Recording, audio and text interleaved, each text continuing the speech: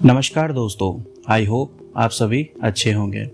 दोस्तों, previous video में मैंने G20 समिट यानी everything about G20 summit and global biofuel alliance के बारे में डिस्कस किया था।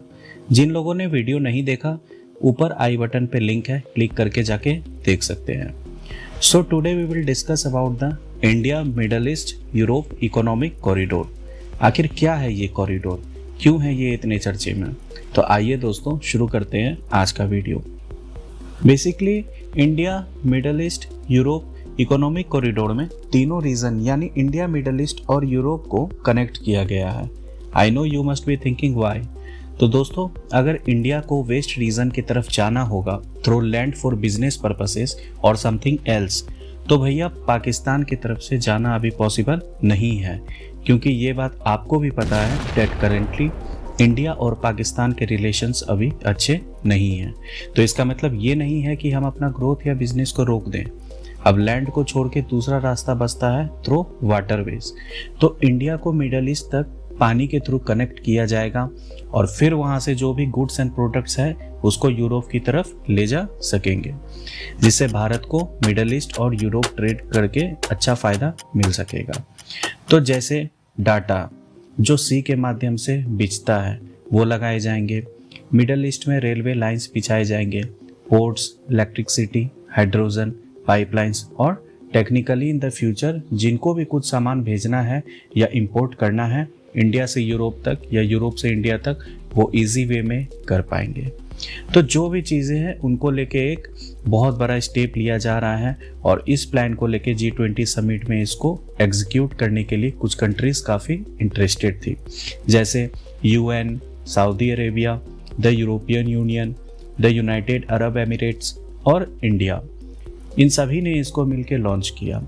इन April month India, Iran, Armenia launch trilateral to create corridor to Russia and Europe.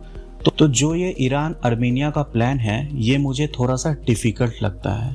And अगर इंडिया टू रसिया ट्रेड हो तो कोई दिक्कत वाली बात नहीं है, बट अगर रसिया से यूरोप अगर ट्रेड करना है तो ये प्लान आई थिंक सक्सेस नहीं करेगा।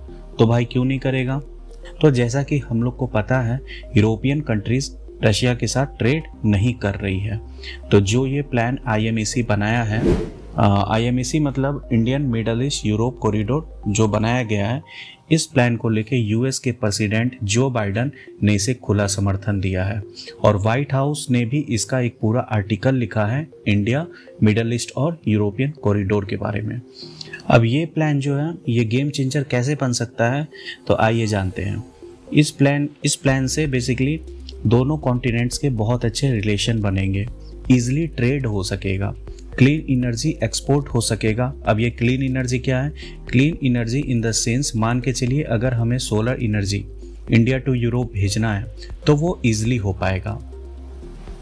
इंटरनेट केबल्स बिछाए जाएंगे ताकि इंडिया से यूरोप के रीजन में इंटरनेट कनेक्टिविटी और इम्प्रूव हो सकेगी। जब आप US या व्हाइट हाउस के आर्टिकल को स्क्रॉल करोगे तो at the bottom white house ने उस आर्टिकल में क्लियर मेंशन किया हुआ है कि 60 डेज के अंदर सारे कंट्रीज फिर मिलेंगे और जो भी कंट्री इस प्लान्स को लेके इंटरेस्टेड थी वो एक बेटर प्लान लेके आएंगे। और US कहीं ना कहीं ये मानती है कि इस प्लान से सक्सेस होने से चाइना के belt and road initiative Iran को भी झटका लग सकता है। इस प्लान से कहीं ना कहीं रसिया का जो इम्पोर्टेंस है इंडिया के लिए ये कम हो जाएगा। तो आपको ये स्टेटमेंट से पता चल गया होगा कि जो बाइडन इस प्लान में क्यों इतना इंटरेस्टेड हैं। दोस्तों, अभी तक आपको ये पता होगा कि अगर हमें यूरोप से सामान भेजना होता था तो हम लोग पहले रेड सी क्रॉस करते थे, फिर स्विज कैनाल क्रॉस करते थे और फिर मेडिटेरियन सी में इंटर करके यूरोप को गुड्स देते थे। दुनिया का जितना भी ट्रेड स्विज कैनाल थ्रू होता है वो उस ट्रेड का 10% हिस्सा रखता है और रूट भी काफ़ी लंबा हो जाता है। तो अब इस India Middle East Europe corridor plan से इजीली ग्रोथ एंड गुड्स पहुंचाया जा सकेगा एंड आने वाले समय में काफ़ी इंफ्रास्ट्रक्चर्स भी प्रोजेक्ट लाए जा सकेंगे।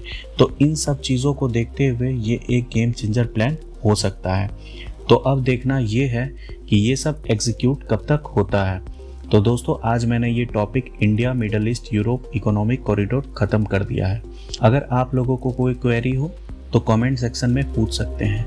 ये वीडियो अच्छा लगा तो please like share and subscribe करें। Thank you for watching this video. जय हिंद, जय भारत।